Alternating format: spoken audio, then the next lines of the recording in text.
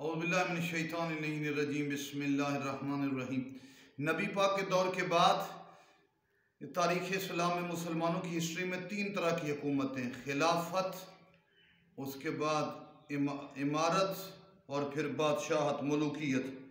पहले निज़ाम खिलाफत, फिर ये मुसलमान अहले सुन्नत की कुतुब में, फिर खिलाफत के बाद उमरा के बाद बादशाह होंगे।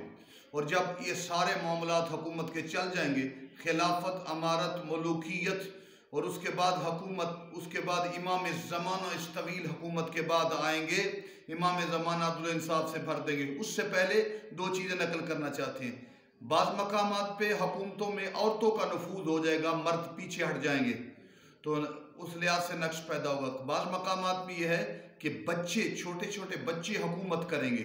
तो इस दौर में, इस 1400 साल के दौर में तनज़ुली दर तनज़ुली, जवाल दर जवाल, हत्ता कि फासिक फाजिर बादशाह, फिर उसके बाद बदअमनी, और उसके बाद औरतों की हुकूमतें, उसके बाद बच्चों की हुकूमतें, यानी पैमाना इस जहान इस तक पहुंच जाएगा कि कायनात बिल्कुल तबाही के दहाने पर होगी।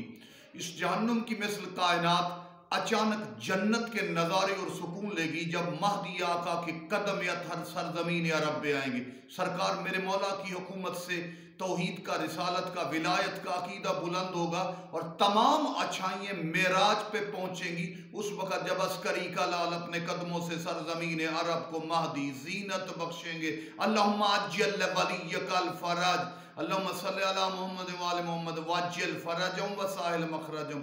वस्सलामु अलैकुम व रहमतुल्लाहि व बरकातुहू।